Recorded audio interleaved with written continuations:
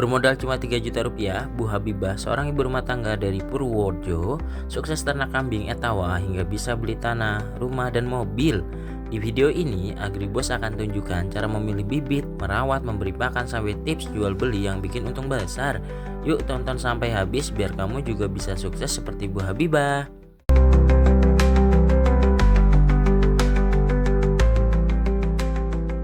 Setiap pagi pasti kita bersihin kotoran-kotoran kambing itu, bersihin, terus setiap seminggu sekali juga kita semprot, apa itu, disinfektan supaya supaya nggak ada virus-virus ya, karena kita keluar masuk kambing, jadi kadang juga kan banyak virus-virus, jadi setiap 1 minggu sekali pasti kita bersihin pakai disinfektan, kita semprot. Ya sih. Pakan seperti apa yang paling cocok untuk bergizi untuk kambing Etawa? Kalau saya biasanya pakainya terutama pasti hijauan ya, seperti rumput-rumput. Terus yang kedua makanan tambahan kita pakai ampas tahu konsentrat, sama Brand Polar. Apa saja tanda kambing Etawa dalam kondisi sakit dan bagaimana penanganannya? Biasanya kalau udah nggak nafsu makan, terus batuk pilek itu yang paling rentan, batuk pilek.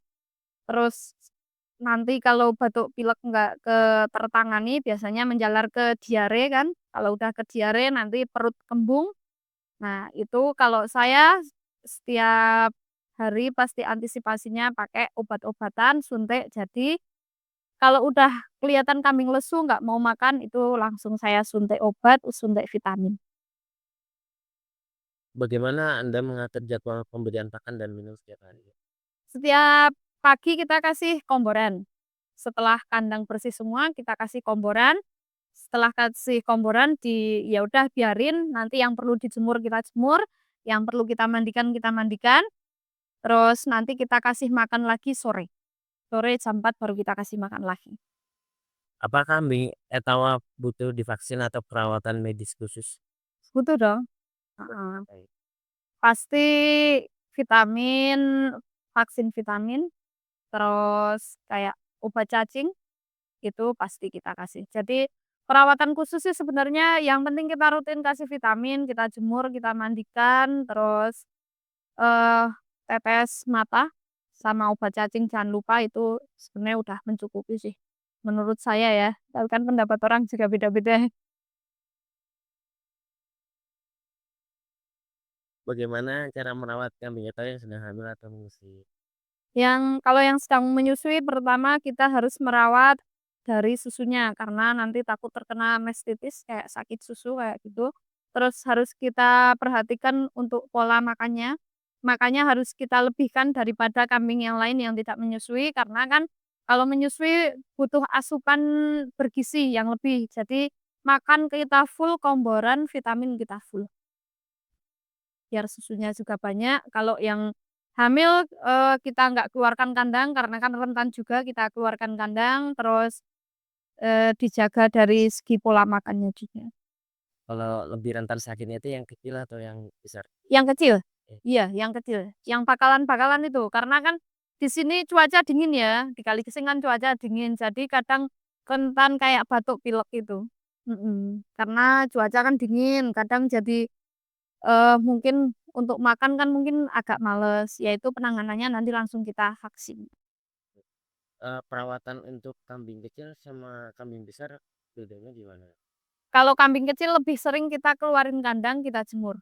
Kalau yang besar kan karena mungkin sudah ada adaptasinya udah lebih itu ya, lebih lebih enak lah kalau yang dewasa. Jadi kalau ya kayak perumpamaan orang aja, kalau kita udah besar kan kita ke rumah orang enak aja ya, tapi kalau untuk anak-anak ke rumah orang kan butuh penyesuaian dulu, ya seperti itu. Kambing kecil juga seperti itu.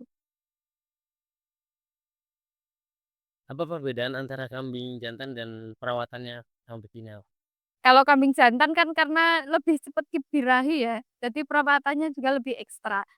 Kayak lebih sering kemandiin kalau si jantan, karena kalau pas birahi itu kan kena pipisnya ke mana-mana, ke seluruh badan loh, jadi kotor. Jadi lebih sering kemandiin, perawatannya lebih ekstra ke jantan Ya, kalau saya, iya. oke. Bagaimana menangani cuaca ekstrim agar kambing tidak stres atau sakit? Biasanya kalau aku tak kasih pemanas.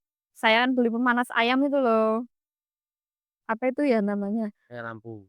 eh yang pakai gas itu, Oh, gasolet. Iya, gasolet, pakai gasolet, kandang yang kambing kecil-kecil itu tak kasih gasolet. Ada gasolet 2 dikumpulin yang kecil-kecil jadi satu kita gasolet, terus kita makannya full juga, nggak seperti biasanya, kalau biasanya kita kasih satu kali, ya kita kasih 2 kalilah full, sama vitaminnya paling penting. Mmm. kalau untuk ukuran, apa namanya, kandang itu yang cocok itu yang bagus seperti apa? Kalau ukuran kandang kan beda-beda ya, heeh, tergantung nanti kita untuk breeding atau fattening juga. Kalau biasanya kalau fattening atau pembesaran kan biasanya cuma kita pakai satu sekat toh, jadi satu kambing kan satu kambing satu. Cuman kalau breeding kayak gini, kayak ini kan agak lebar tuh, bisa buat 2 buat 3. Jadi kalau ukuran sih sepertinya menyesuaikan kebutuhan teman-teman aja sih. Apa peran kebersihan dan sanitasi dan mencegah penyakit menular pada kambing atau Peran kebersihan sangat penting karena, eee, namanya juga kita berkecimpungnya sama ternak pasti dengan kotoran juga kan. Jadi paling nggak 1 minggu sekali kotoran-kotoran ini kan kita harus bersihkan. Kita kasih ke tempatnya, terus, selalu pokoknya ya yang di bagian kotor-kotor, lembab-lembab itu kita harus semprot kayak disinfektan biar nggak ada kayak nyamuk, karena kan di kandang kan banyak terus hewan yang kecil-kecil itu kayak merutu lah, apa itu biar nggak ke kambing. Karena kan kalau pas ada kambing yang menyusui kena ke nyamuk atau hewan-hewan yang lainnya itu kan rentan juga di susunya toh.